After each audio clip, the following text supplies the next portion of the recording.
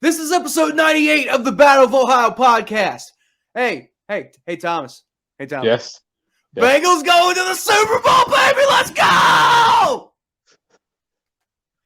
Oh! And the Browns are only allowed to have good vibes, per Johnny Manziel. Finally, Steelers fans are having an all-out civil war on the internet, and I am absolutely here for that because I feed on their tears.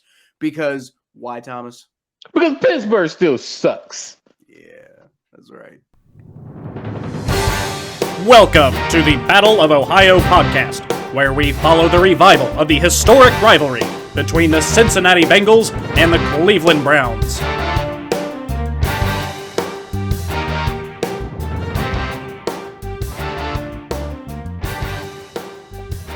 That's right. It's gonna be a tough few years there in Pittsburgh. I think they don't want to admit that they thought last year was a rebuilding year. That's not what last year was. Last year It should have been a rebuilding year.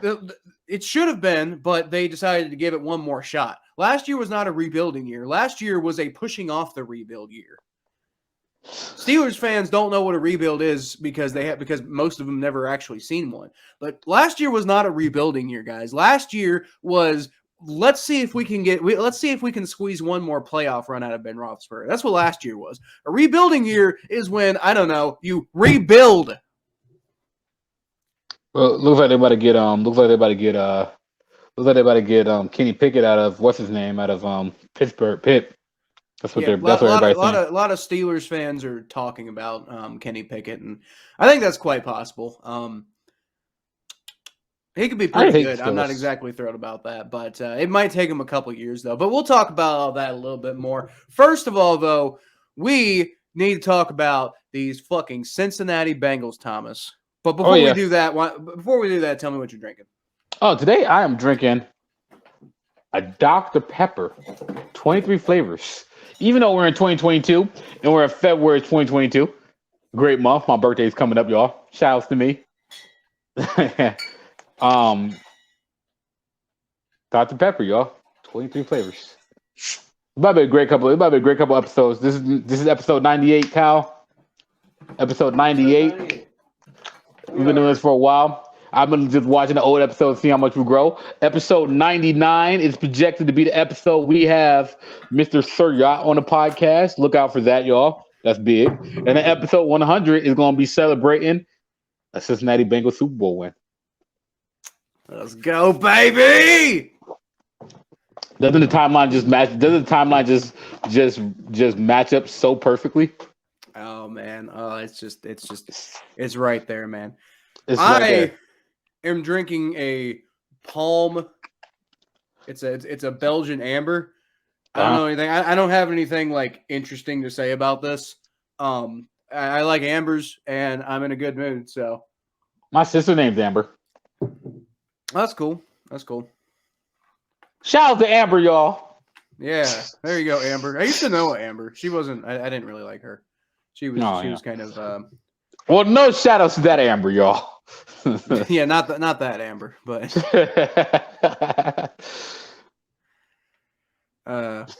but you know what, Thomas? That Amber was a Bengals fan, so I'm right now. For now, she's cool in my book. I thought you were going to say something else. You're like, that Amber is a Bengals fan. No. I'm not trying to talk trash about people. No, I just had that thought because it's the only Amber I've ever known. She's a fan of the Cats. Yeah. Okay. Thomas, I'm gonna say it one more time. The fucking Cincinnati Bengals are going to the Super Bowl. I don't think you're gonna say it one more time. I just don't think you're gonna say it one more time. You probably won't say it. I mean, you gotta at least say it a couple more times in this podcast to even describe the game. You're gonna go like, and then Everett McPherson made the kick, and then just send the Bengals to the freaking Super Bowl. And that's gonna be another time you're gonna say it. And then you're gonna go like, well, this didn't happen. The Bengals wouldn't be on their way to the Super Bowl, but they are on the way to the Super Bowl because of this guy right here, who I'm gonna say is Joe Burrow, obviously. And you're gonna be like, yeah, he's on the Super Bowl, and it's just his second year. So you're gonna say it. You're gonna say it before. You're gonna say it again as you describe the game. So it's not going. You're not going to say it one more time. You're going to say it multiple times. And you're going to say it next week. Oh yeah, I wasn't trying to imply that I am only ever once going to say it one more time ever. I was just saying I really want to say it again, so I'm going to say it again. Well, I'll just say it again. Just get off your chest. Just get off your chest. Say it with your chest. That's what I'm doing. Say it with your chest. Go ahead, Kyle. Say it with your chest. Here we go. Is that good? Yeah, that camera angle is great for what you about to say. Go ahead, say it, Kyle. Fine, you don't say. I say it. The Bengals are going to the freaking Super Bowl. Who they? Who they? Who they, man? Who Thomas, they nation? Do you realize that this Cincinnati Bengals football team won 6 games 2 years? In the last 2 years, the Cincinnati Bengals won 6 football games, 6.5 if you count the tie. Wow. Before this year, when they went 10-7 and kind of like, I don't want to say snuck into the playoffs, because if you recall, Thomas, my prediction for this upcoming season was that the Cincinnati Bengals would make the playoffs as a wild card seed. I also predicted we'd win more games than we did, so that was odd. But I still predicted we'd make it as a wild card seed and then win our first playoff game and then lose in the divisional round. I did not see Super Bowl coming. I did not see that. I don't know. You know who did see Super Bowl coming? Who? And this is insane. I just saw this like while I was browsing for stories to talk about it on the podcast on Twitter. But Dan Orlovsky. Ooh, I like Dan Orlovsky. He was doing a show with Stephen A. Smith at the beginning of the year, and he mentioned something. I think it was like a scenario in which like the Bengals could be going to the Super Bowl this year. I don't think he was saying the Bengals are dead. I think he was saying like if this one thing happens, like I think he was saying if the Steelers don't improve their defensive line or something. But point is, he said he did predict kind of more or less that the Bengals are going to the Super Bowl this year because Joe Burrow is already a Super Bowl caliber quarterback. And Stephen A. Smith, the fucking Steelers fan that he is, was just like laughing and heckling him and being like, there's no way the Bengals are going to the Super Bowl. And I mean, I'm not going to lie, man. I didn't like, if you had told me like a year ago that the Bengals would be going to the Super Bowl, like now, I'd probably laugh at you. I'd be like, yeah, the Bengals. Okay. Well, I mean, like how could you be surprised? I mean, honestly, I mean, like I've never seen my team do something like it's different for you, Thomas, because you're on the outside and you're like, oh, I see these teams pop up from time to time, and I see like interesting things happen, and I see like when teams like have some momentum and they're building and stuff like that. It's different when it's your own team and they've done nothing but hurt you for 31 years. Dude, I'm a Browns fan. No, I know, but you didn't say the Browns are going to the Super Bowl. That's my point. Anyway, I this whole season I've been big on the Bengals. Like personally, I'm never gonna get credit. I'm never gonna get credit for how much credit I gave the Bengals. I just go back and watch the podcast since the summertime. I've been like, I think these Bengals are going to be pretty damn good. I think that, they look good. Zach Taylor showed a lot of promise, and, you go back and watch the podcast. I said it. I've been saying, the Bengals are pretty damn good. I don't get no credit for that. Well, what you do get credit for is last year we put out a clip video of, I think it was like, the 24th Battle of Ohio podcast or something like that. Yeah. And I said LeBron James. Which one it was, but yeah, you said Joe Burrow is the LeBron James of Cincinnati. And I made a little clip video of it because I was just like, oh, well, that's provocative and might get some views and stuff like that. And I actually did that video for the time that we put it out actually didn't do too badly. But it's interesting to have that clip now. And by the way, it's a very like rough clip. Like we were definitely not very good at talking and stuff back then. You were all right. I was very stilted in the way that I was talking, and but I could being better. Like kind of like the main host of the podcast, I wasn't really keeping a very good flow during the episode. You were talking pretty good, but it's just remarkable to go back and look at a clip like that and be like, holy crap, man. Thomas was right. Joe Burrow really is, because I mean that's the thing. Like I mean, if we don't win the Super Bowl, he's still the LeBron James of Cincinnati, because LeBron James didn't win that first final either. I love how you said that. Yeah, holy cow, Thomas was right. Ooh. Damn.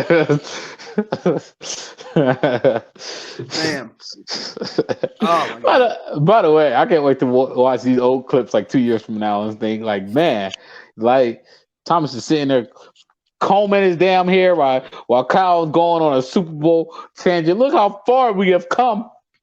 I can't wait to see our little what's it called? The outline? Is it called outline? No, not the outline. The thing called the overlay.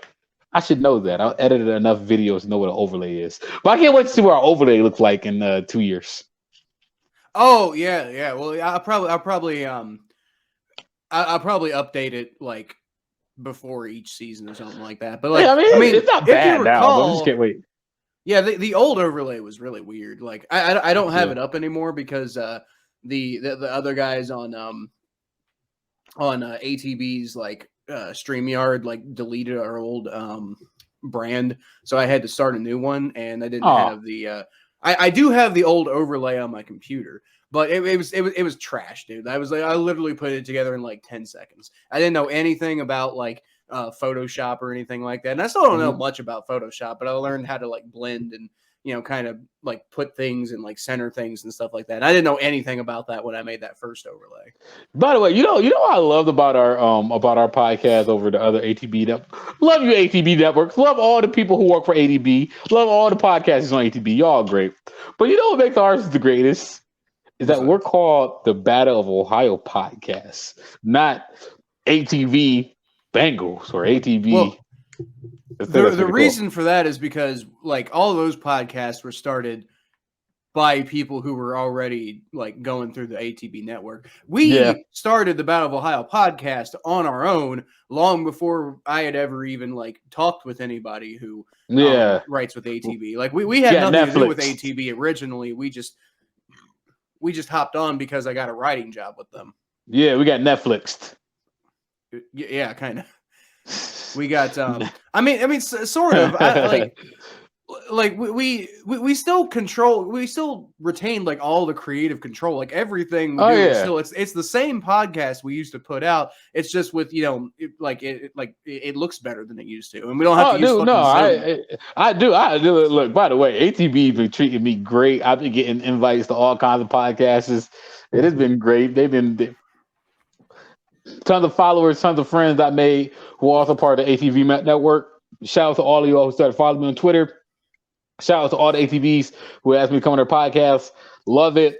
Down to come on any ATV podcast anytime. Anybody will watch this. Love the ATV network. I really do. Like, you guys have been treating us well. I can't complain. Yeah, for sure. Been a big fan of that. They let me. And this is going to sound really weird, but one of my lifelong dreams from like a sports writing perspective when I was a kid was I always wanted to do a power rankings column, and ATB has given me the opportunity to do a power rankings column. So that's just cool as fucking hell to me. There you go. Oh my God, the dude, like Thomas, like this game for the Bengals was just insane, man. Like, you remember when the Patriots were down in the Super Bowl 28-3? Uh-huh. Well, the Bengals were down to the Chiefs 21-3. And they came all the way back and beat the mofos. By the way, all the way back, dude. Like, but by the way, I mean, like, I hear a lot of people talk about drop my phone.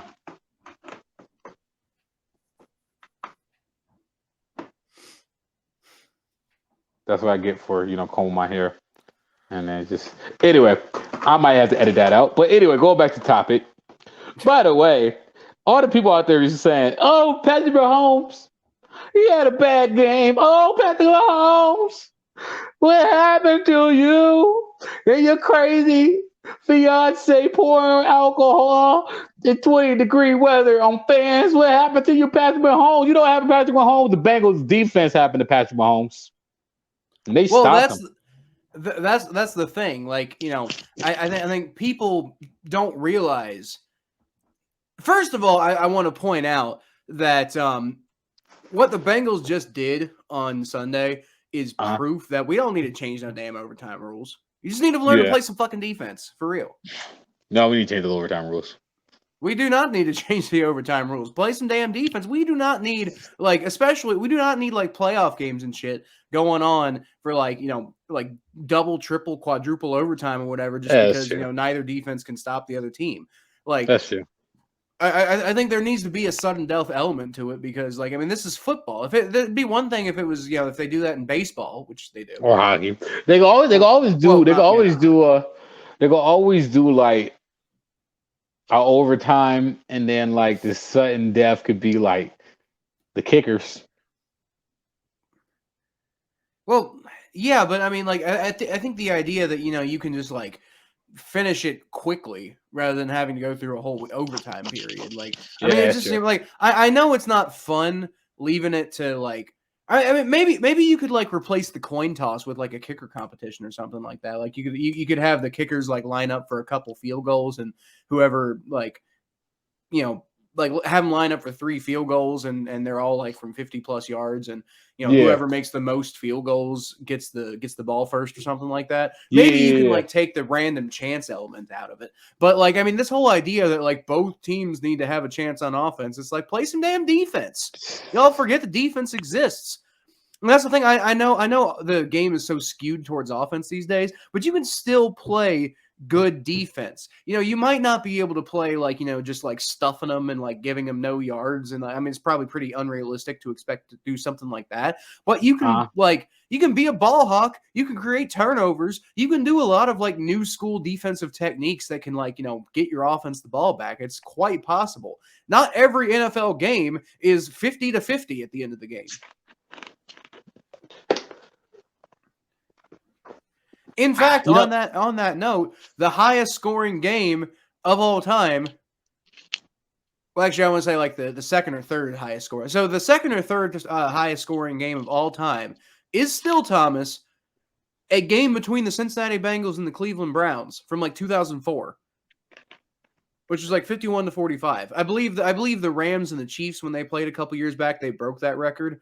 But outside of that, the highest scoring game of all time was the Bengals and Browns back in 2004. So it's not defense doesn't exist. It's just, defense is a lot less effective than it used to be. But, defense can still, defense still regularly makes plays and makes stops. So it's quit whining. Honestly, quit whining.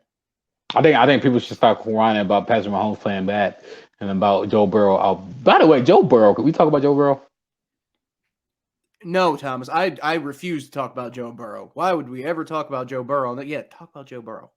Okay, so first of all, I'm not gonna say this is that guy becoming everything that we thought he would become. You talk about a kid that have ice in his veins. He's talking about a kid that's not afraid of the big moment. He's talking about a kid that just went into Kansas City and just beat him. What got me about Joe Burrow is just the small stuff, the little short passes that he throw into Joe Mixon, or just making the right decisions, just being perfect and just being cool and calm, being so confident and being just ready for the moment. You can't look at that guy and think you're gonna lose the game. You just can't look at him and think you're gonna lose the game. And he deserves all the love that he's getting. All the ladies in Ohio are going crazy over him. They should. So congratulations to you, Joe Burrow. You deserve it.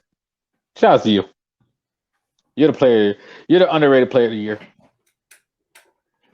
Well, right. That's the thing. And Joe Burrow, by the way, is not super underrated. But I have said it before on this podcast.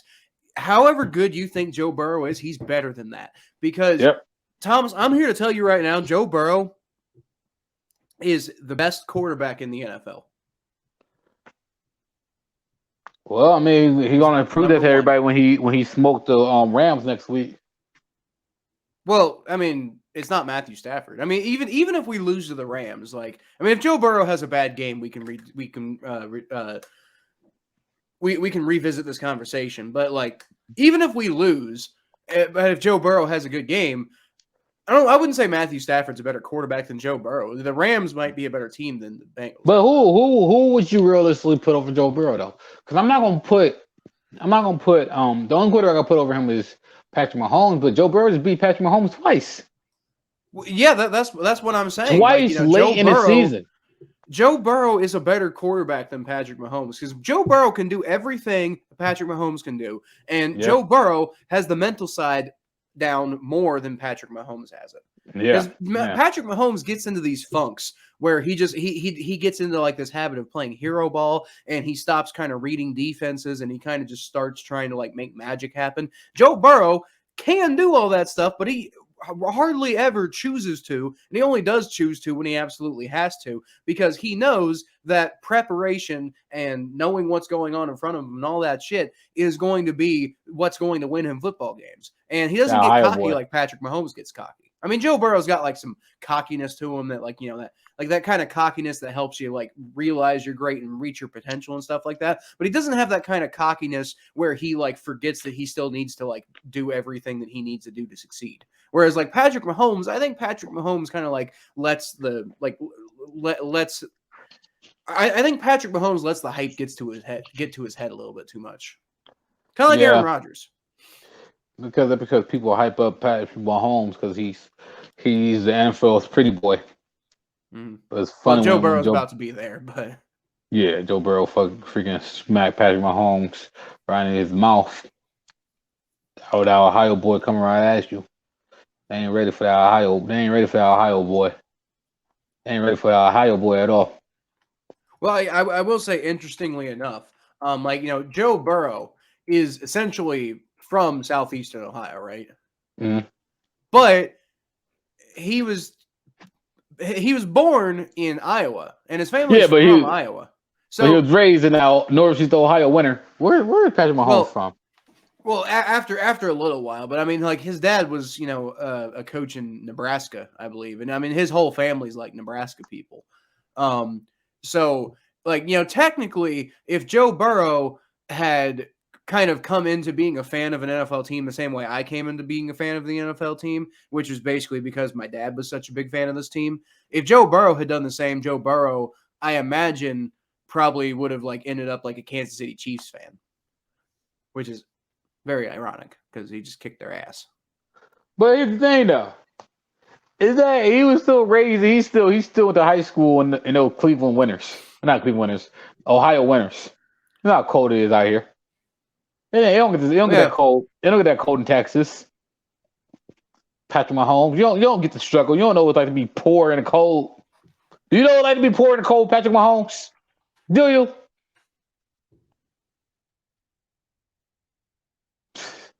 Oh yeah, he is from Texas. For some reason, I thought he was like from like he was from like Wisconsin or something. No, he a Texas boy.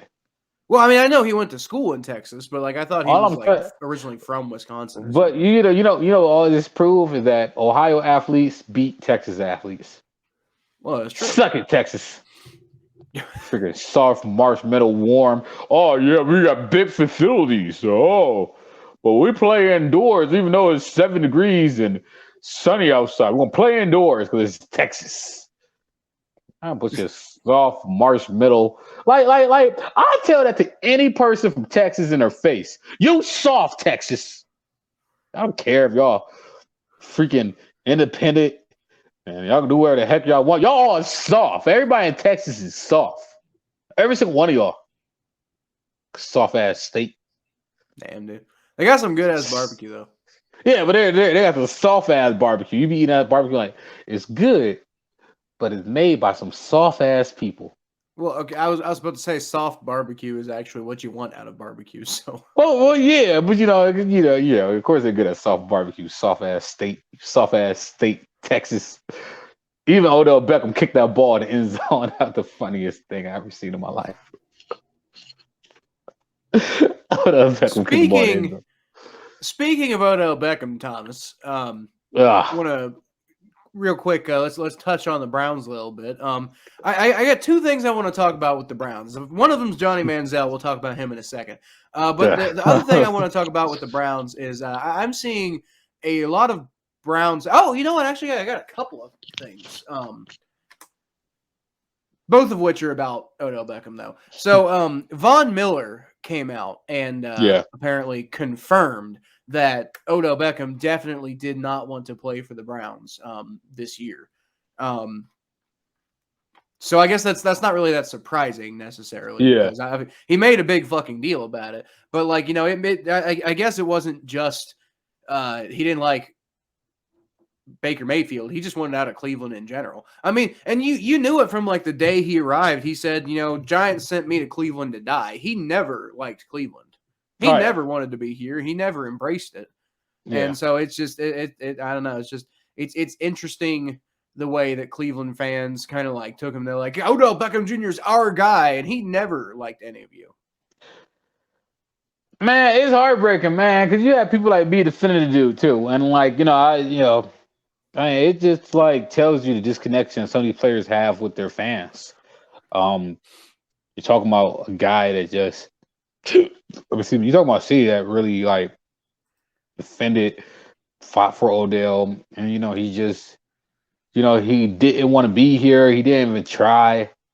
Like, I mean, come on, man. Like, dude, I don't know. The whole situation is weird. I think there's gonna be more information that comes out about the situation. I really want to know what happened that first week with him not playing, him wanting to play, and it's just childish.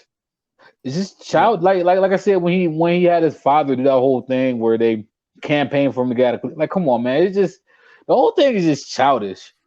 And like, we're up here saying, oh, do we side with Baker Mayfield? Do we side Odell? Like, anybody who says that's stupid too. Like, anybody who's saying, are you team Odell or team Baker? Shut the hell up. Like, that's just, like, I don't got time for that ignorance. I get that ESPN and the radio need clicks and listens. We're not those places. I'm gonna tell you right now. If you coming to me talking about are you team Odell or team Baker? Shut the hell up and get the hell out of my face. I'm team Cleveland Browns. I'm team win.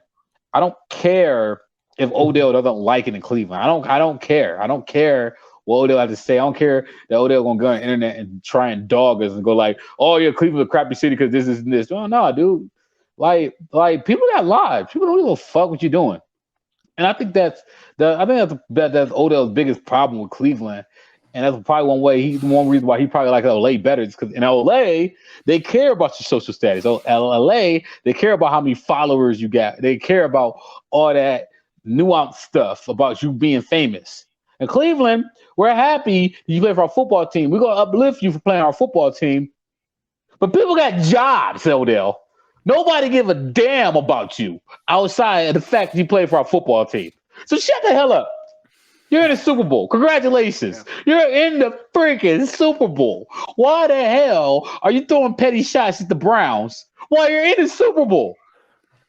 We're just minding our own goddamn business. We're already depressed. You ain't thinking you can make us more depressed than we already are? Our entire lake is frozen. It's the 10th largest lake in the world. The whole thing is frozen. Do you think we care about you, Odell? Shut the fuck up, Odell.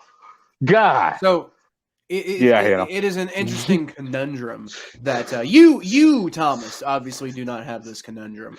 Although actually up until that rant, you actually have expressed similar thought processes. But it's an interesting conundrum for most Browns fans. In that you get to pick one or two lanes here. Actually, let me see if I can. Found an interesting picture on Twitter that kind of describes it. So I actually like share Odell my screen here. Well, I liked Odell, but he's pissing me off. Like I really did like Odell. Like I really did like him. So here's the two options that Browns fans get. You either root for a division rival, which is the Bengals, or you root for the guy that in Odell Beckham Jr. who made y'all look like fools. So which button do you press? And Thomas, I know which button you're pressing because you've already told me you're rooting for the Bengals, and a lot of people are kind of taking that perspective. But at the same time, up until that rant you just went on, you were also telling me how you were rooting for Odell to find success.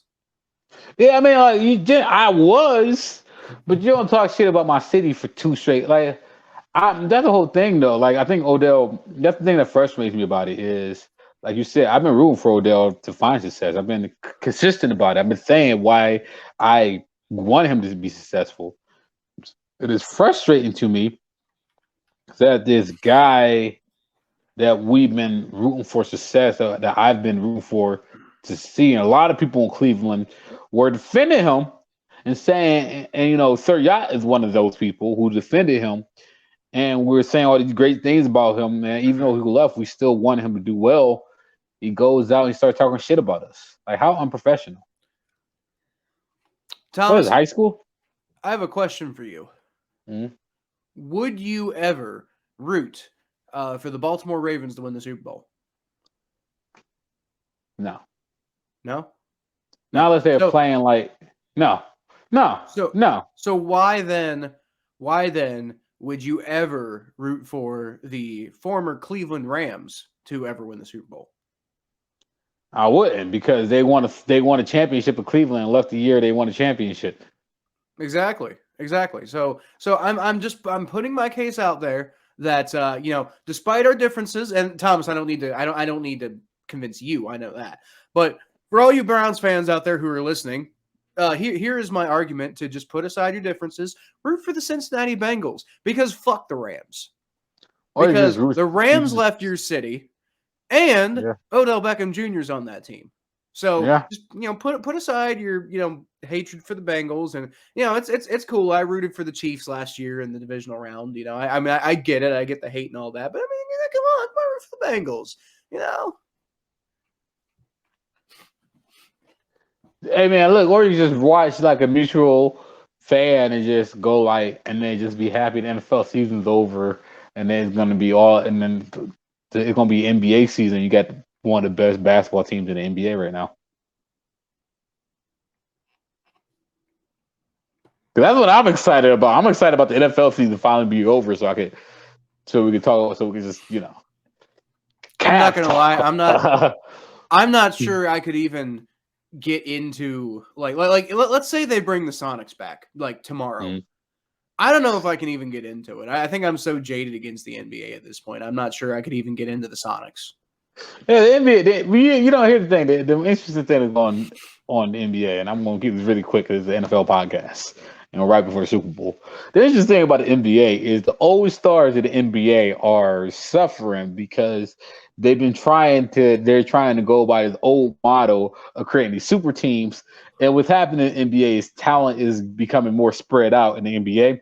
So the super teams are failing because all the players that try to create super teams are just old players, and they're getting hurt, or they're in all this drama, and these young players, these young bucks, literally are just whooping their ass, i.e. the Lakers or the Nets.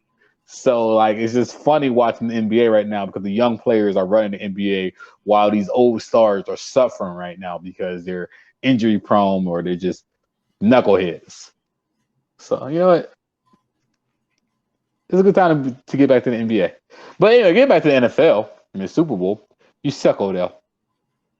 Love you though, but you suck. Love you though, but you suck. Still love you. I still follow what the Browns are doing because I was with them for 4 years, even though I'm rocking with Cincy now. What? Is that a former Cleveland fan who's now a bandwagon Bengals fan? That's the definition of a Bengals bandwagon. No. I mean, I get rooting for the Bengals, and that's cool and all, but to just abandon your team. Y'all gonna rule Ohio until we knock you out of the playoffs next year. But all right. So my thing is I don't understand the mindset behind bandwagoning, I guess, is my thing. Because my thing is I'm sitting here you see my face, Thomas. You saw me in the intro and all that shit. There's just this euphoric feeling that I haven't even hit the peak because if the Bengals win the Super Bowl, dude, I'm telling you what, holy fuck. But look, I'm telling you right now though, the only reason I'm experiencing this right now is because I put 31 years. Well, fuck, I'm not 31 years old. That should tell you one thing. I've put 30 years of 29 in, what is it, February? So I put 29 years and like 9 months into this football team, Thomas, and they have done nothing but break my heart and let me down. But I have stood by them every single step of the way, despite sometimes Thomas wanting to be like, okay, I'm done with this team. This is stupid. I'm out. This is terrible. And yet I've still stood by them, and I've still put in the work, and I've still done this, and that, and the other. I'd never have this kind of experience. If I were to bandwagon to some other team, it wouldn't be like this. It'd be like, oh, cool, this team won. But it wouldn't feel like my team. I could say it's my team, but it wouldn't feel like that. Yeah. Rooting for I hope the Bengals win is just me. The only reason I want the Bengals to win is I just want you to be happy on in the podcast and viewership on the podcast and everything, all that stuff. Well, right, but you're still not going to feel the same way. As it doesn't feel right. No, it doesn't. It doesn't. I'm like mega jealous because like you said, man, you for a team forever. These are and Kyle, I got to agree with you, man, because like I gotta tell you, well, you gotta realize, Kyle, 90% of the world is just stupid. So, there's that. So I wouldn't like argue with people's reasoning because like 90% of the country is stupid, ladies and gentlemen. If you don't agree with me, you're probably the 90%. But so I mean, like I get it. That's why a lot of Browns fans are saying, no, you shouldn't root for the Bengals. No, you shouldn't. There was the radio host of the radio host on this morning show in Cleveland. Somebody called and was like, I'm rooting for Joe Burrows because he's from Ohio. And then he was like, Joe Burrows with an S, or did you also root for LeBron James? But yeah, he also made fun of him. Like, well, if I root for everybody from Ohio, then I root for Jeffrey Dahmer. He's from Ohio. And I just thought that was funny. But it's I get it. I get it. People want to root for Joe Burrow because he's from Ohio, but like you said, it's not going to be fulfilling. If you're a Browns fan, you stay a Browns fan, man. There's no shame in that. We lost, so that 30 other teams are not playing in the Super Bowl right now. Hang our head up high. Let's come back next year. We got to get a squad. I know a lot of y'all hate our quarterback, but he'll be fine. But let's talk about that old quarterback who used to play for the Browns. What?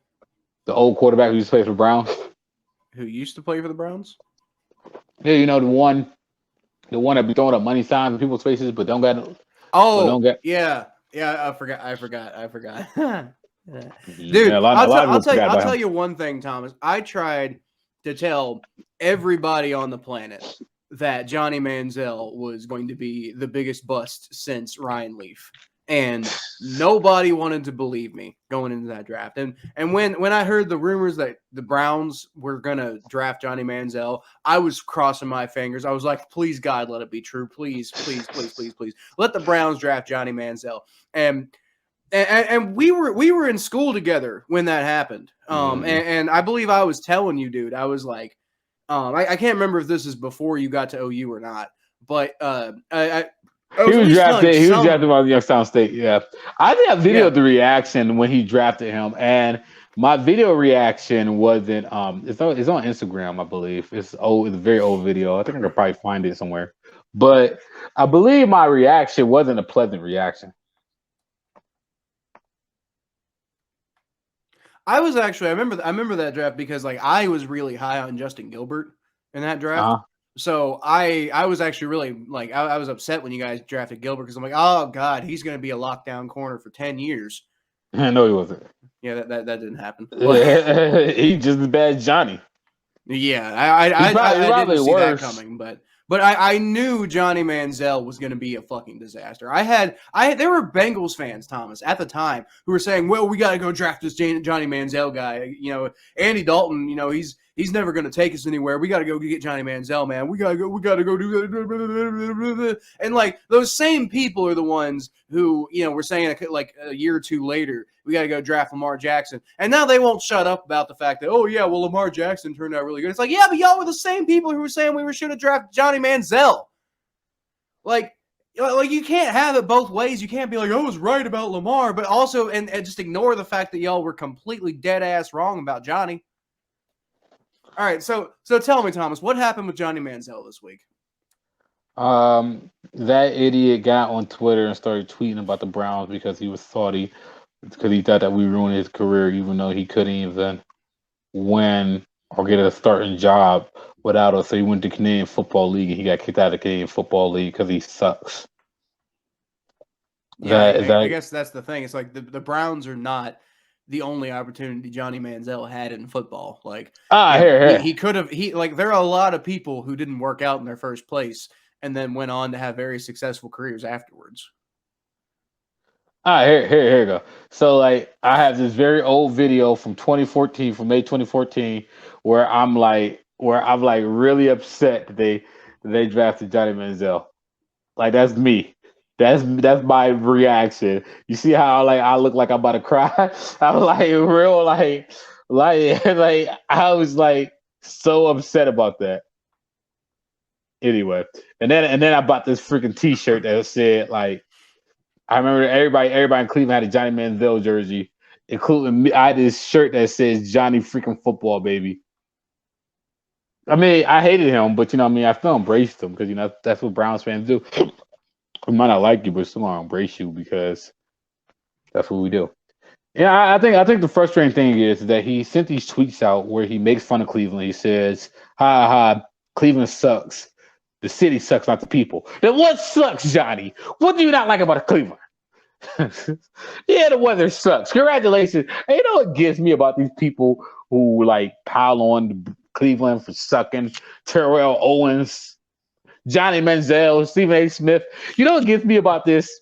Because like a lot of people have been piling on Cleveland for sucking because I don't know if you know, but Cleveland's getting the NBA All-Star game, and a lot of people have been saying, "Oh yeah, we're not going to the All-Star game this year because it's in Cleveland." Even though the Cavs got like one of the nicest stadiums in the NBA, we're not going to the All-Star game because it's in Cleveland. So like they're just piling on us for no reason. Like anybody who any celebrity who makes fun of Cleveland for no reason, just because they go like the weather, or just anybody who just make fun of Cleveland in general. Y'all suck. Y'all like trash. Y'all legit trash. Like how original is it? Oh, Cleveland, it's cold. What is like? Cal, because you're from Cincinnati. You're from Cincinnati. I've been to Cleveland. Well, sort of. Nobody talks about Cincinnati. That's a little different. The one time we had like a bunch of negative people talking about our city negatively was back in 2001 when we had like the race riots. And then like Oprah Winfrey started talking trash about our city. But outside of that, nobody ever talks about Cincinnati. People just ignore it. That's different. It's just like why? It's just like low hanging fruit. Like, yeah, let's make fun of Cleveland. Everybody's like, yeah, let's make fun of Cleveland. Like, why? We're literally just chilling here minding our business. We got to deal with this winter. Y'all up here making fun of us for our weather. We got to deal with it. I'm not gonna lie. I've been to Cleveland a couple of times in my life, and I mean every time I go, it's a perfectly fine place. It's fine. It's fine. It's just people are. I mean, it's not like it's not like New York City, but it's also not like Gary, Indiana. Oh yeah, of course. But Cleveland's that Cleveland. Cleveland's that Cleveland. If we were in like high school, Cleveland's that kid that everybody just like picking on for no reason. Like, oh, let's beat up somebody. Yeah, let's go beat up Cleveland. Yeah. Take this, Cleveland. Now we all feel better about ourselves. So, just Thomas, let's go ahead and move on and talk about these the predictions and where we're at with the predictions. Oh yeah. So, Thomas, you are probably going to be the winner of the predictions this year. Luckily, we didn't make a bet. We did. We kept talking about it and we never actually came up with one. So yeah, I mean, yeah, it's fine. So it's I lucked fine. out. But I mean, I'm still gonna make you do something stupid though. Well, I don't know. I give you something for winning. I mean, like, you had to buy me a jersey. I'll give you something. I'm not gonna make you buy anything. I'm just gonna make you do something stupid. Now, here's the thing, Thomas. You're only one game ahead of me right now, so technically, Okay. If we tie, we'll both do something stupid together. Well, yeah, but it'd be weird if we tied because so here is what happened. So we went into championship weekend. We were both tied. And we picked one game the same. We picked one game different. I picked the Kansas City Chiefs to beat the Cincinnati Bengals. And it almost happened. It almost happened, but 21-3. That's all I got to say about y'all. We're trying to reverse I mean, jinx. I've never been happier to be wrong about a prediction in my life, Thomas. I was just happy. I've never been happier. Oh yeah, you were right. You were not correct about how high.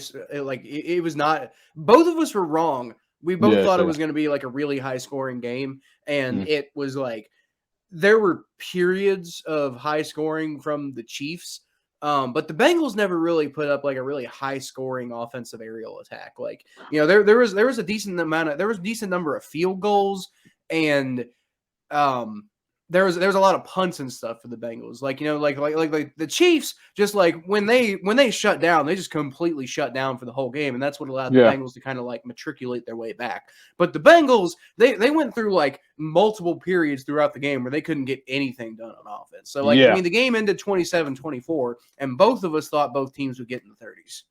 Yeah. Well, I think I said that I thought they were going to be defensive. You kind of talking me out of it. You're like, oh, the weather's not going to be that bad. It's not going to make that big of a difference. Like, all right, fine, whatever. Give me a high scoring game. But, I'll tell you this, though.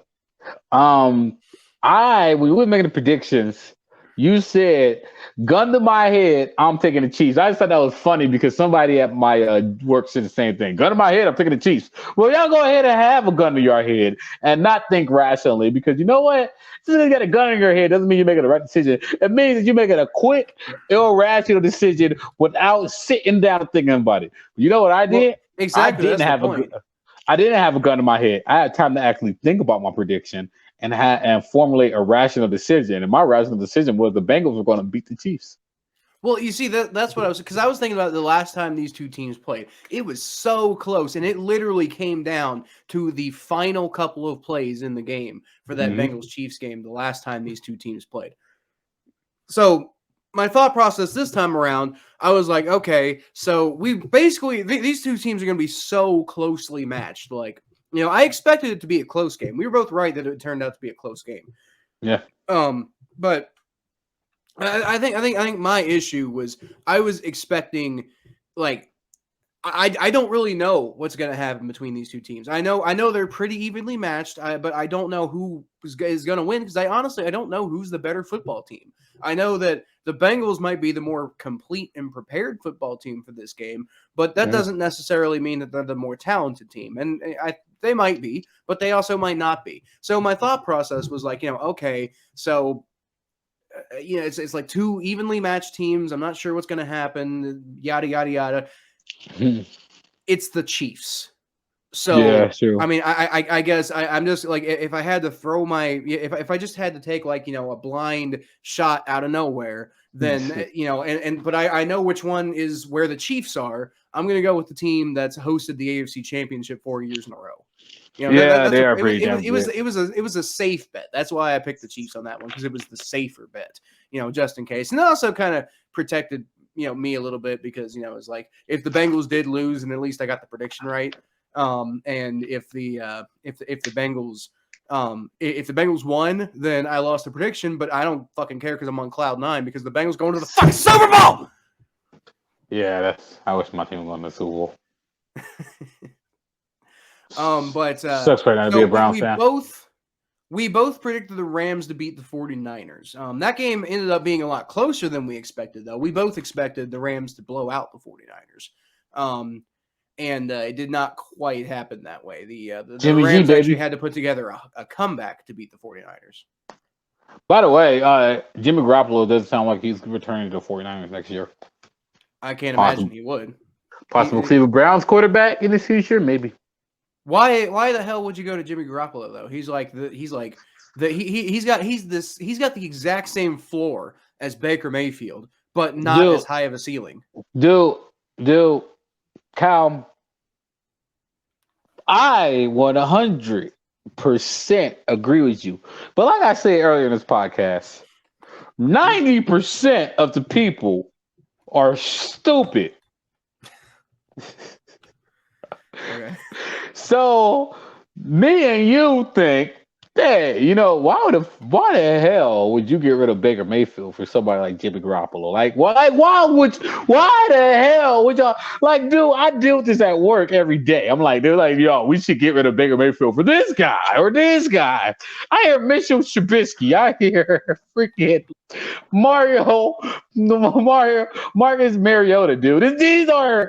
This is how convinced Cleveland is so convinced that Baker is that bad. They're willing to get rid of him for Marcus Mariota, Cal, or Jimmy Garoppolo. Okay, so Marcus Mariota, I think the jury is still a little bit out on Marcus Mariota. We don't know what's so. I mean, there's a little bit of an unknown factor, but you know who Jimmy Garoppolo is. Jimmy Garoppolo is like I said, he's got the same exact floor as Baker Mayfield. Yeah. So if Jimmy Garoppolo's bad, you're in the same boat you are with Baker Mayfield. If Jimmy Garoppolo's good, he's nowhere near as talented as Baker Mayfield. So there's no way you're going to go to a Super Bowl with Jimmy Garoppolo. Yep.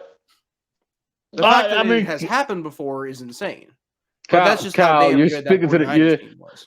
You're speaking to the choir here, I think the problem with Clevelanders is that they're convinced that the Browns are a lot better than what they are. And I just think that there are issues with the Browns internally that blocks their own success. Well, but nobody would have had that. It kind of reminds me of Bengals fans back when we were going to the playoffs like 5 years in a row. Everybody on the planet thought that, if you get rid of Andy Dalton and you find a better quarterback than Andy Dalton, then this team's a Super Bowl contender. And I'm like, y'all don't really seem to understand that, the Bengals, they're good, but they're not that damn good. Especially in 2015, it was Andy Dalton didn't even play in that 2015 game. The Bengals still blew it.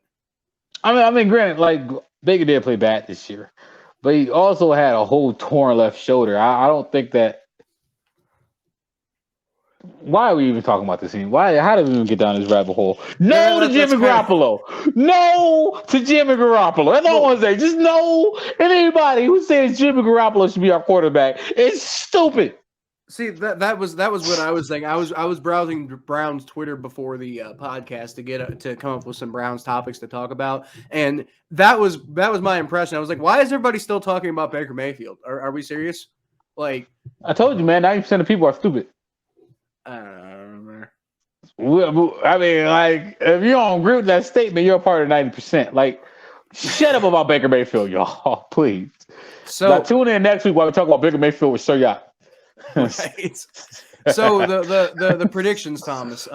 We are going into the Super Bowl predictions. With you sitting at 9-3 and me sitting at 8-4. So it is possible for us to tie, but to tie, it would probably require me picking against the Bengals in the Super Bowl, which is probably not going to happen. Because I'm assuming you're probably going to pick the Bengals to win the Super Bowl because you've been riding the Bengals train this whole time. Yeah, probably. And we haven't gotten. I think I'm pretty sure. I like you. I haven't decided yet. But I mean, as I'm standing here right now, I really right now, again, without giving away my prediction at the end, in 2 weeks, because again, who knows how I'm going to feel in 2 weeks. But I'm just telling you right now, I'm so fucking confident that the Bengals are going to win the Super Bowl. I'm already planning out what I'm going to do when the Bengals win the Super Bowl. I'm already looking up when's the parade going to be? I'm already, thank God I don't play for the Bengals, Thomas, because I'm already past the Super Bowl in my head. I'm already at the point where I think the Bengals, in my head, the Bengals have already won the Super Bowl because that's how confident I am that they're going to beat the Rams right now. The thing is, though, is that I would say you're too cocky, but I think LA is too cocky. I think LA is gonna come to this game thinking they can just walk all over y'all, and the Bengals don't deserve to be there. Watch, they're gonna underestimate y'all. Well, that's part of the thing. I don't LA, by the way. I don't necessarily believe that the Bengals are going to walk all over the Rams. I don't necessarily believe that the Rams are trash and the Bengals are just going to like go in there and beat them 40-0 or anything like that. I might. Maybe. I doubt it with Cooper Kupp and, Odell and Matt Stafford playing out of his mind lately. There's no way that we like shut him out.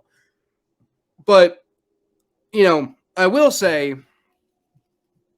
that the Bengals, this Bengals team is so fucking resilient. And they've been resilient all damn year. The Rams have shown some resiliency here and there, but they have not been resilient all damn year. Like, the way they won in the wild card was they just ran all the hell over the fucking, what was it, the Cardinals, I believe. That wasn't even really a game. The way they played the Buccaneers, when they beat Tom Brady, they destroyed them through most of that game, and then they almost let Tom Brady back in the game. You do that against the Bengals are going to make you pay. The Bengals are going to win.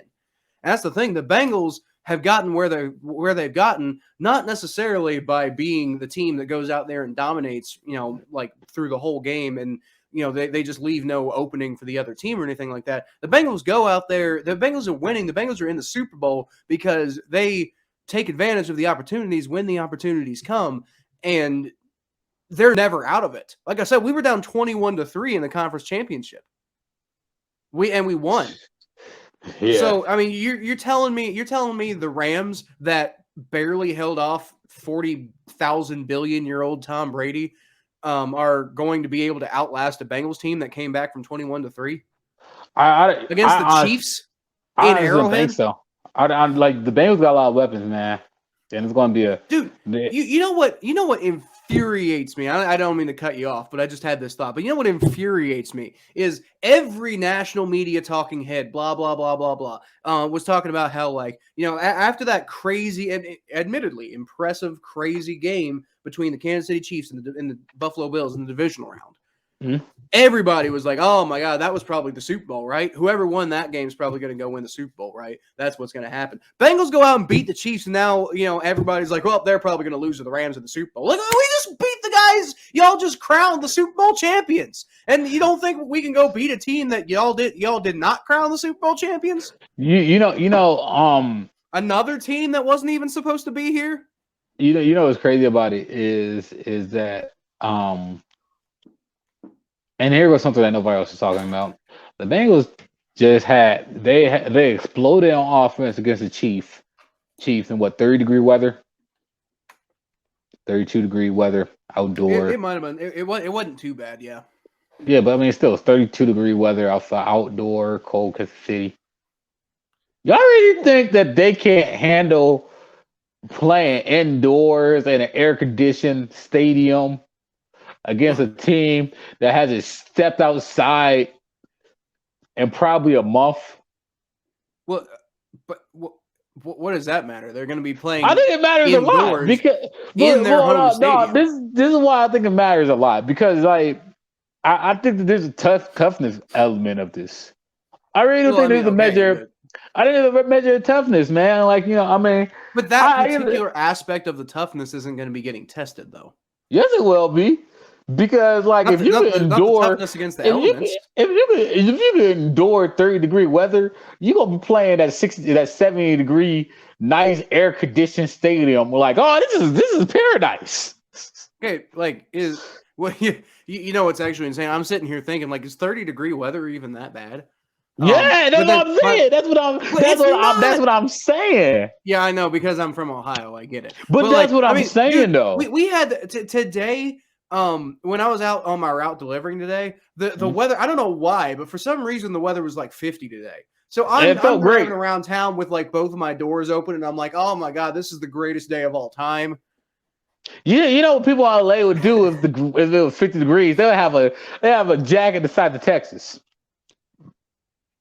So what did I tell you? People in LA are soft. People in LA are soft. People in Texas are soft. They can't take our winter, man. They can't take that toughness, that heart of a lion. They don't got, man. You get that heart of a lion from dealing with freaking a foot of snow about to get in about 48 hours. In fairness, Thomas, I can't stand hot weather. If it's above 60 degrees, I start being I'm getting a little uncomfortable here. What are you? What are you? Snow miser? I'm Mister Ice Miser. I'm Mister Something like that. Snow. Whenever it's around 70 degrees around here, I'm like, man, I don't know if I really want to be outside all that much. I kind of want to stay inside in the air conditioning. I mean, I can handle 10-degree weather. I can do 10-degree weather, but like 80-degree weather, I'm like, Man, I can't wait for this. I can't wait for the next podcast where we get to just make fun of LA for about. By the way, Sir Y'all hates LA, so we're just gonna bash LA on next podcast. I'm just all for it. I'm all for bashing LA for our entire podcast. I'm all for like tune in next podcast as we're gonna be live next Tuesday at 7:00. We're gonna make fun of LA. Fuck you, LA. We should just rename it to the Ohio versus the World podcast for next week. Yeah, we should. Ohio versus the world, right? Yeah. Yeah. The world is LA because LA probably got more people in the city of LA than you get that we do in the entire state of Ohio. Well, also LA is like everybody, like the whole world knows about LA. The whole world does not know about Cleveland and Cincinnati. I mean, more of the world knows about Cleveland than Cincinnati, but even then, like Cleveland's still kind of a periphery city. I mean, Ohio is a pretty popular state that it'll be like name a state if you go to like another country and you go like name a state that's not Texas or New York or California. I think, well, they'll probably say Florida, but then Ohio will probably be one of the states that people think of. Are you sure? I would expect like most places would like Ohio would be one of the last states they would think of.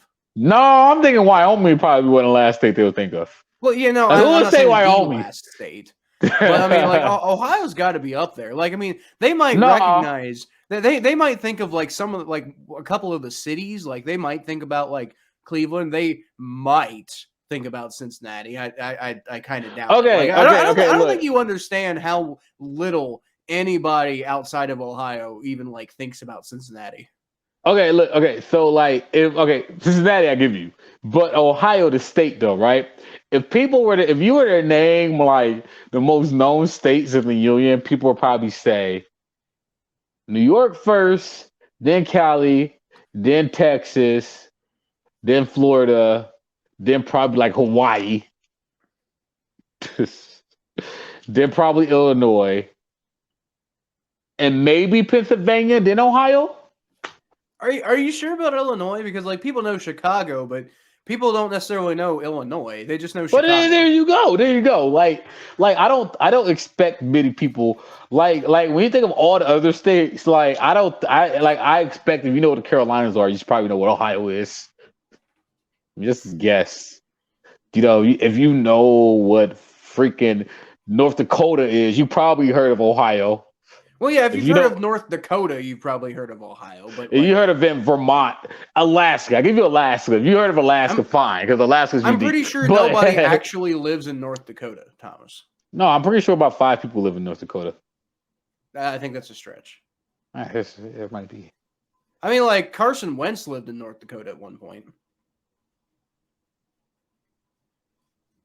Yeah, that mofo beating the Youngstown State in football. I hate you, North Dakota State. I hate you, North Dakota State. Y'all don't know about FCS rivalries, y'all. FCS football be lit. A lot of people know about North Dakota State, though. Like, not a lot of people know about any other FCS school, but a lot of people know about North Dakota State. I mean, we beat North Dakota State in the playoffs a couple of years ago to make it to the FCS championship. Just to lose to the FCS championship. Who'd y'all lose to? I can't remember. It don't matter. It's FCS, but y'all make fun of Michigan for beating Ohio State and losing in the Final Four. Playoff. Yeah, Youngstown State pretty much did the same thing 3 years ago. They finally beat their rival in the playoffs, and then they lose. Game before the champion. They lose in the championship. Is Youngstown State actually a rival of North Dakota State? Yeah, we're in the same conference. Oh, wow. That's So because like it's called literally the only reason I know anything about Youngstown State is because you went there. Like I've never outside of that, I've barely ever even like I didn't even know they were an Ohio school until I think you told me that you went there. so the Youngstown State is in what's called the Missouri Valley Conference, I believe it's called, and that has Iowa State, not Iowa State, Iowa Idaho State. something. No, it's like Northern Iowa University or something like that. I don't know. Okay. Something Iowa. No, it's Northern. No, not Northern Illinois. I can't remember what it's called. But they're like one of anyway. They had them, North Dakota, South Dakota, and they have like they generally have the most because they're basically the SEC of the FCS, and generally they send a team to the championship game almost every year, and they generally have 4 teams make the playoffs at the FCS, which is insane because only like 16 teams make the playoffs. So they usually have 4. So like, out of all the conferences in the FCS is actually pretty big. And in the Missouri Valley Conference always just dominate them. In fact, my first year at Youngstown State, they beat Pitt, but they couldn't, but they struggled in the Missouri Valley Conference. And they would win. They win every single game outside of Missouri Valley Conference, but they lose to the Dakotas because the Dakotas were so freaking good. Okay, so Indiana State, Illinois State, Missouri State, North Dakota State, Northern Iowa, South Dakota, South Dakota State, Southern Illinois, Western Illinois, and for some reason Youngstown. Yeah, I don't know how we creeped in there. Well, I mean, you look at this map. There's like this kind of like swath cut out of like the true Midwest, and then Youngstown's just kind of hanging out on the side. Like, guys, we're here too. Well, Youngstown should be. Oh, honestly, Youngstown should probably be a MAC school. The only reason why it's not is because Akron and Kent don't want Youngstown to be a MAC school. That's literally what it is. I don't. It's kind of messed up. Youngstown State like we want to be a MAC team too. And then can't have Akron. It's like nah. Settle down. Settle down. Youngstown should probably be a MAC school. Also, apparently, Western Kentucky used to play in that conference. Yeah, man, that conference is a lot of fun. Anyway, what do we got? We got on the Steelers and the Ravens. Yeah, we should probably go ahead and move on and stop talking about a bunch of nonsense, right? But then again, we're going to talk about the Steelers and Ravens, so we're going to continue talking about nonsense. Actually, before that, we need to do the underrated player of the week. Okay. So you want to give me your underrated player of the week, Thomas? See, I had one, and then I couldn't remember the guy who blocked for the guy who almost got the touchdown. So, I'm still not sure entirely what play you're talking about. Yeah, you said it was a touchdown play? Yeah, I think it was a play before a touchdown, but it might have been a touchdown. But you know what though? You know who I want to give the underrated player of the week to? Who's that? You know who I'm going to give the underrated player to the week? And you might disagree with this. Tell me if I'm wrong. I'm giving it to Eli Apple. Well, yeah, no, I agree. Dude, I have been having to defend this man all over the place. Like, I mean, like people are like destroying this dude because he talks a bunch of shit, right? And people are destroying this dude like, Eli Apple, what are you talking all this trash about? You're terrible. And I'm like, and I'm just sitting here like, guys, I know what you're thinking, but did you watch the game? Do you know who's the guy who prevented the Chiefs from getting any points at the end of the first half? It was Eli Apple who made that tackle against Tyreek Hill. It was Eli Apple who tipped that interception against the fucking Titans. It was Eli Apple who made that tackle against the Raiders that, helped save the, the biggest reason why I'm getting to Eli Apple is because he deserves it. Because, you're talking about somebody who struggled at the beginning of the year, somebody that you even made fun of at the beginning of the year, who said that he struggled, and he did a great job of just putting his team in position to win and just bring his team back. So you got to give it to Eli Apple. Shout out to the Apple, y'all. The Big Apple going to LA. Are you talking about the Samaje P run, like 41-yard run? Yeah. That went for a touchdown? Yeah, that one. Yeah, so there wasn't really there wasn't really a lead blocker on that play, but down Maybe the that's that field, Jamar Chase was putting a pretty good block on 22 that helped him get in the end zone. But that wasn't really like a lead blocker situation. That was just like, Yeah, that wasn't. Jamar Chase happened to be down there and he happened to be blocking this guy while Samaje Perine ran past him. But that's not the first time that and I believe the first time was for a Joe Mixon touchdown during the regular season, and I think I might have given Jamar Chase the underrated player of the week for doing that. But I'll tell you one thing though, Jamar Chase definitely not underrated. Even though he didn't have like last time the Bengals and the Chiefs played each other, Jamar Chase had 266 receiving yards. This time he only had 54, but he did have the game tying touchdown though. So I mean, Jamar Chase not underrated. Might not have been Jamar Chase, but the underrated player of the week to Kevin Huber, the Bengals punter. And normally, Thomas, when we give the underrated player of the week to a punter, it means your team is awful and go home. Yeah, but that's true. not, I have done it before. Right? Yeah, I remember. I think twice this year I gave the Browns underrated player of the week to Jamie Gillian, the Scottish Hammer, because I was like, there's nobody else to give it to, and he played okay, I guess. But in this case, it was because Kevin Huber been taking a lot of shit among Bengals fans lately because he's kind of been he's getting older. His skill set as a punter is starting to kind of fall off a little bit. He had a not so good day against the Chiefs. He was a big part of the reason why the Bengals made that comeback because the Bengals offense couldn't get anything going and he was punting the ball. He punted 3 times, Thomas. 2 of those times he downed the Chiefs inside the 20. One of those times. Yeah, that was it was really great. One of those times he pinned the Chiefs at the 7-yard line and gave the defense a golden opportunity to basically stop the Chiefs and make them punt right back to the Bengals and get the Bengals the ball on the 35-yard line, which they promptly went down the field and got a field goal, which sparked that furious comeback attempt. That was the field goal that brought us within 8 points of the game. And then I just talked about Jamar Chase's game-tying touchdown pass. Shot made the kicker, y'all. Yeah. Kevin Huber, I feel like he's been getting fairly criticized a lot lately, but I feel like he had a really good game this week and definitely deserves to be shouted out. Just a little bit. So let's go ahead and before we wrap up, let's go ahead and talk about the Ravens and Steelers and the mess that they're in. So Juju Smith-Schuster, Thomas, posted on Instagram. He posted a picture of him driving his car, and he said, "It's been real, Pitt." Which, obviously he's a lot of gone. people are speculating. That means he's not going to be on the Steelers next year. Well, duh. Pittsburgh don't want you. I want him to stay. I want him to stay in Pittsburgh. I want him to come to Cleveland.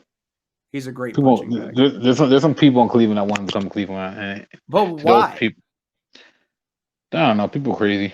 I told you 90% of people in the world are stupid. I think so. I think here's the thing. I was gonna mention this earlier when we were talking about Odell Beckham Jr. And the trade that sent him to Cleveland. But here's the thing. You cannot treat real life like Madden. Just because Odell Beckham Jr. has a lot of talent does not mean you can just fit him in anywhere and he's going to actually bring good things to your football team. Thomas, you were talking about I just believe you don't trade talent. And that's a fair thing to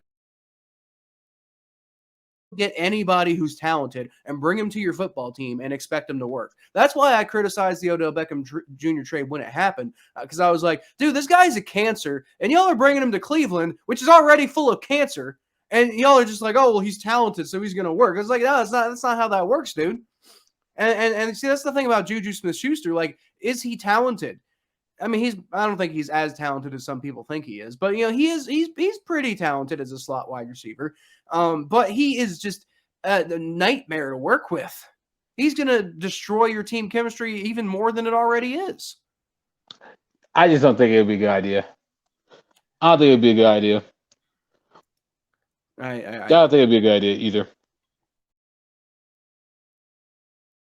So, the other thing I want to talk about with the Steelers, or at least just bring up, is there are a large number of Steelers fans who are rooting for the Bengals in the Super Bowl. Because Joe Burrow and a lot of guys on the Bengals, the Bengals have a very likable team right now. And I don't know if this does turn into one of those situations where the Bengals are really good for a really long time and like kind of dominate the league for years to come. It's not going to stay like that. People are going to start hating the Bengals before too long. But right now, the Bengals are new, the Bengals are interesting, the Bengals are baby faced, and the Bengals are cool. And people are rooting for the Bengals because they're so likable. So there's a lot of Steelers fans who are like, well, I'm rooting for Joe Burrow. Fun. And then like there's, there's a civil war going on among Steelers fans, at least on Twitter and Reddit, where there's like, like half of them are in the camp that like, hey, let's root for the cool guy. And the other half are like, no, we cannot root for the Bengals because they hate us. And you damn right we hate you because fuck you. But it's tearing them apart, and I love it. I don't like them either. I don't like either of them either. By the way, there is two other big notes, NFL-wise, that I just want to get your opinion on. Just two of them. Which one you want to get? Do you want to get A or B? B. Okay, B is the leaks have come out for their name. Do you want to know what the name is, or you probably already know? I think I heard it, but remind me. The Commodores. Yeah, Commodores. Yeah, I don't. That one doesn't feel right to me. Yeah, whatever. I kind of like the Red Wolves. I did too. I thought the Red Wolves was a cool name. The Commodores, I don't know. I'm just underwhelmed, but I never really liked them all that much in the first place. Like I never liked their color scheme. I thought their name was kind of lame, even before I even thought about it being a racist thing. I even before then, I was just like, you guys are boring. They always kind of felt like they had like this very like really boring old school vibe to them. Like, I mean, like you can be old school and not boring and dumb, but they're boring snooze. Like I don't like them. All right, the other big news is Jim Harbaugh is reportedly becoming the next head coach of the Vikings. What? The Vikings? Yeah. The Vikings. Yes, this is news to you. I see. I should ask you about the Tom Brady thing first, but we'll get to Tom Brady in a second. But Jim Harbaugh, the Vikings. Yes, the Vikings. Yep. Jim Harbaugh is reportedly planning to become the next head coach of the Vikings. I'm looking at the article right now from Pro Football Focus. That doesn't make any sense. I mean, hey man, why the Vikings? I mean, you beat Ohio State, go to the Vikings, right? What's funny about that? My father is a Bears fan, so this is a double whammy for him. Oh, how you think he's gonna do? I don't know how you would deal with that because like I mean I don't really have that problem because like I don't like I mean I'm a Kentucky fan, but I don't really I'm more of a Kentucky like fan, but like I get more into college basketball than I do college football. I don't really like college football. It's kind of dumb. No, I mean like how do you think the Vikings are going to do with Jim Harbaugh? I don't know. Like I mean he hasn't been in the NFL for a while, and I mean he was, but I mean it didn't last very long because he was abrasive and kind of got himself like kicked out. So. But I mean, they've been dealing with Mike Zimmer this whole time. You want to talk about an abrasive guy?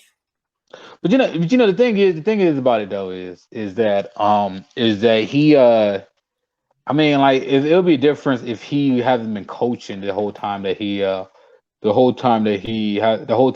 wasn't coaching for the like for example Gruden. When he left the Raiders, he didn't coach for 10 years. He was on ESPN.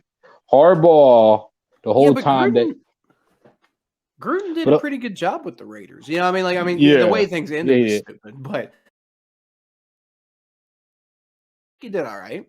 Yeah, he didn't do bad, but that's what I'm getting at is that he didn't look bad, but with that said, Gruden didn't look bad, but like Harbaugh, he's been coaching college, so it's not like he hasn't been coaching at all. So I don't think the Yeah, but whole that could be a detriment. Like, I mean, you see all these college coaches who come to the NFL and they like flame out because they can't do the same things in the NFL that they did in college. That's part of the reason I think why Jim Harbaugh got pushed out in San Francisco is because he was trying to run that team the same way he because you remember he was the Stanford head coach, and that's where he made his that's where he made his name before he jumped to the NFL, and I think he came into a very talented team, like get the most out of him for a minute. And but I mean, he kind of flamed out because nobody wanted to deal with that college style of whatever. And so that's my worry about him is he seems to be a guy who likes to coach things like you coach in college, and that's where he's found a lot of his success has been in college. So I don't know. Maybe the fact that he has NFL experience, maybe he knows that it's not going to work when he gets to the Vikings. Maybe that'll help him, but I don't know. I'm skeptical. I don't know if the Vikings was the right decision. I think he's gonna be a good quarterback coach for Kirk Cousins. He's great at coaching up quarterbacks, but I mean, I don't know. But I think the Vikings. I think the Vikings need it right now, but as soon as they can, they need to because like they paid him way too much money, and then it's not like it's not like when that contract's up, they can just pay him a lot less money and he'll be okay with that. Like they're gonna have to move on. Last question we go. Tom Brady. Tiring officially. Went on top of his game. Mm-hmm. It was kind of funny the way that whole thing went down too, because Adam Schefter reported that he was retiring, and he was like, "No," and then like the next morning he was like, "Okay, I'm retiring now." Yeah, shout out to him. Great career. I'll be like Tom Brady. Like you ever played Madden or NBA 2K or MLB The Show, where your player is in his 40s and he broke every single record there is and won multiple upon multiple championships. He's like, all right, I should probably just retire my player now. He done his. That's what Tom Brady's at. He had no reason to come back to the NFL now. He done everything. Right. He literally done everything. That's all I got. Well, I mean, he could go win 8 championships.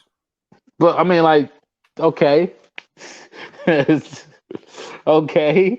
Like you always say, you have more championships than most NFL franchises. Than all NFL franchises. Good night. I'm going to bed. I'm retired. Like he's got more NFL championships than he doesn't have more NFL championships because obviously like if we're talking about Super Bowls and NFL championships, then obviously the Packers have the most. But the it's funny because like Tom Brady won 6 of those Super Bowls with the Patriots, and yet he has more Super Bowls than the Patriots. Because if you recall, the Patriots before Tom Brady showed up, the Patriots were basically the Bengals. Because they had been to 2 Super Bowls and lost both of them. Actually, you could almost argue they were worse than the Bengals because I don't quite remember how that Super Bowl against Brett Favre went. I don't remember if that was a close game or not, but I do know that game against the Bears in '85, they were a train wreck. I mean, the Bengals, when the Bengals may have lost both of their Super Bowls, but they never got plastered in the Super Bowl. They were real close. I mean, they were like those were both like within 1-score games, and one of them they would have won if Lewis Billups had just held on to the interception. Yeah, and their old stadium sucked. The Patriots had an ugly stadium. What was it called? Their current stadium or their old? No, stadium? the stadium before the stadium they have right now. It was really ugly. It looked like a college stadium. What was their stadium before? It was called Foxborough Stadium. Just look at a photo of it. You'd be like, oh, that's disappointing. Okay, so Gillette Stadium was opened in 2002. Yep. So you're talking about like long before that? No, it's the stadium before that. Yeah, the stadium before Gillette Stadium was Foxborough Stadium. So back in like the 90s. Yeah, the stadium was ugly. I've never seen it before. It was ugly. It was very basic. It was just just look at it, you'd be like, oh, that was an NFL stadium. Disappointing. It's called Foxborough Stadium. Anyway, that's all I got. Let's see. I mean, there is a romance in that kind of stadium, but like it's still ugly. Yeah, it kind of looks like a college stadium, but it's not. I don't know. It's not that bad.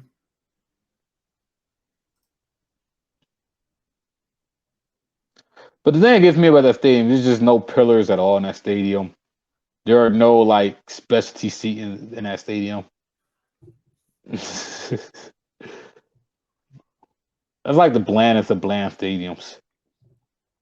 But it's so bland. It's so bland. It got character. I feel like Gillette Stadium is pretty bland. Yeah, but I mean, yeah, I kind of like Gillette Stadium the way they got the little tower in the background. Yeah, and then that bridge, Yeah, that archway or whatever. Yeah, that's pretty cool. It's fine. I'm just saying, like, I don't know. Foxborough Stadium looks like an old school football stadium, which that's kind of cool. Yeah, it's kind of cool. Which I mean, I get it. It does kind of look like Nippert Stadium when you look at it, but I mean, Bengals played at Nippert Stadium back in the day, like, they're before they were an NFL team. Yeah. Like when they were still in the AFL. Nippert Stadium looks pretty. Nippert Stadium looks really nice ever since they renovated. By the way, excuse me. Yeah. But anyway, guys, we are an hour and a half into this podcast, so that's probably about as good a time to end as any. Thank you so much for listening. You can always catch more of what I do at Kyle Phelps 92 on Twitter, Facebook.com/The Phelps. My YouTube channel, which is just Kyle Phelps. Go check me out at atbnetwork.com. Or just go check them out in general as a thank you for them supporting us the way they do. You can always catch more of Thomas, what he does at T_star94, as you can see in the little bubble down here, on Twitter and Instagram, and then he's the Thomas J Network on TikTok and YouTube. So yeah, I think that's all I got. So I'll leave y'all as always with a hooday. Go Browns and Cavs.